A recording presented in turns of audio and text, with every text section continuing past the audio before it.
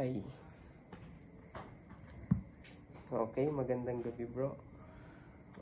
First of all, can you tell me about yourself muna? Ang pangalan ko ay Chibi Katwiran, alam mo naman na yun. Tira ako dito sa Barangay San Jose, Santa Rosa, Nueva Ecija. Tapos ang status ko, single. Single.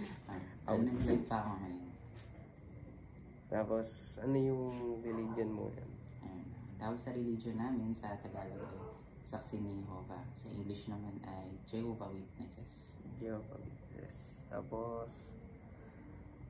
ngayon, ano yung mga beliefs, practices, culture, tsaka sacred textbook they used sa Jehovah Witnesses? Same sa ibang religion, Biblia lang din naman gamit namin. Tapos about dun sa beliefs, kung ano yung mga nakalagay na turo sa Biblia, mga utos, tsaka mga prinsipyo, yun yung sinusunod namin. Katulad lang din sa ibang religion. Hindi naman halos na iba since Biblia yung pinag-aaralan. Sa mga culture naman, ganun din kung paano yung sinaunang mga practices ng mga nag-aaral ng Biblia, ganun din yung sa amin. Pagdating sa baptism, paano nagbabaptize yung ano? Sa religion namin, may dalawang part doon. Una, yung tinatawag na unbaptized publisher.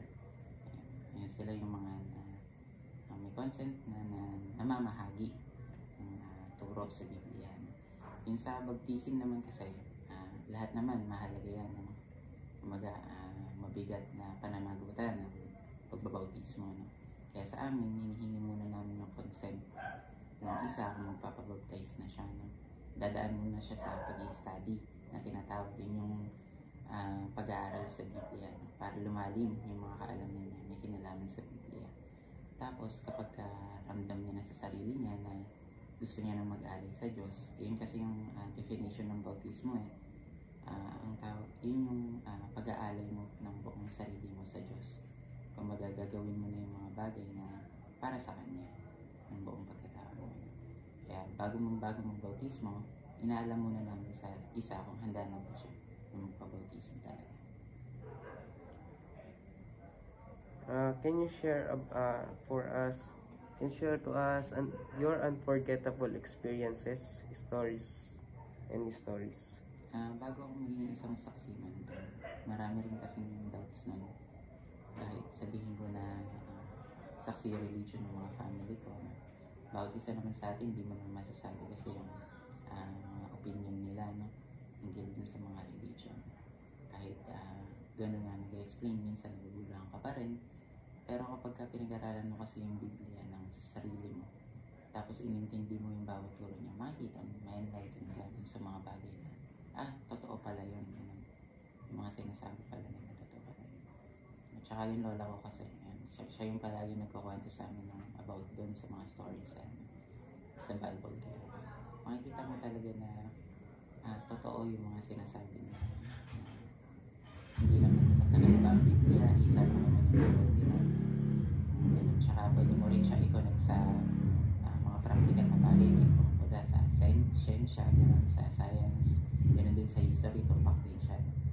Kaya kumbaga nakakatuwa siyang pag-aralan sa sarili ko na nakita ko yung mga totoong turo. Tapos naakay ako nun sa pagbibig sa buhay. Mag-add ako ng tanong sa'yo bro. Follow-up question. As far as I know kasi, yung Jehovah's Witnesses is wala silang Christmas. Yung mga ganong holidays, gano'n. Bakit? Ano yung dahilan sa likod? Medyo maano kasi explanation Okay lang yan. iba kasi na iba yung opinion nila doon. Pero sa amin kasi, binibase kasi namin sa Bible ng Diba. Kung titingnan mo sa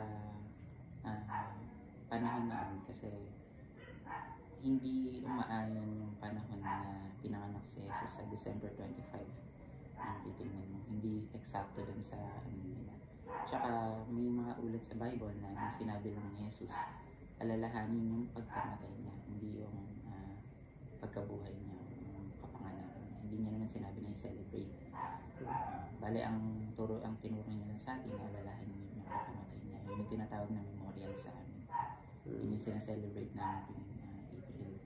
Yun yung Yung kamatayan April ng Panginoong Jesus. April. Kung yun yung sinabi siya dun sa Bible na alalahanin niya. Pero yung sa Christmas, alam naman siya sinabi. Pero, hindi naman ibig sabihin yun na mali. Nire-respeto namin yung pananaw ng iba or yung mga kaugalian nila. Okay. Doon naman sa same din sa birthday. Birthday. Wala rin namang inutos sa atin na alalahanin yung birthday ng bawat isa. Parang sa Panginoon Jesus lang din naman.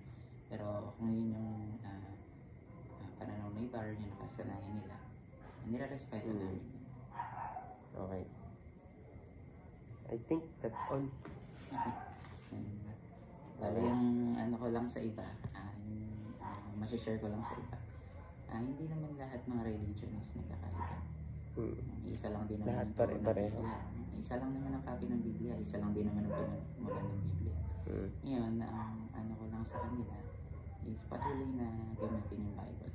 Kahit Bible. sabihin na Bible, kasi pag sinabing Bible, luma na kahit. Luma. Pero sana panahon natin yung practical pa rin siya. Marami pa rin tayong mga bagay na matututunan na magagamit natin sa panahon yan, lalo na sa decision making. Yan. Kasi makikita naman natin na ang Biblia galing sa Diyos, tapos pagka may isang bagay na galing sa Diyos, mabuti yun, di ba? Kaya kumbaga, yung Biblia na ibinigay niya sa atin, salita kasi ng Diyos yan. Kung hindi niya tayo nakakausap na personal, hindi niya tayo nakakausap sa anumang bagay, ginamit yung Bible para makausap tayo. Salita niya parang ginamit para may connection tayo sa Kanya. Mismong salita niya kasi yung Bible. Kaya kapag gagamitin natin, sigurado matututo tayo, tapos matutulungan tayo. Kaya ina-encourage lang namin yung iba na hindi jumuin sa amin. Kapag ka nagbabahay-bahay, ina-encourage lang namin sila na patuloy na gamitin para yung Biblia. matuto. Okay. Thank you.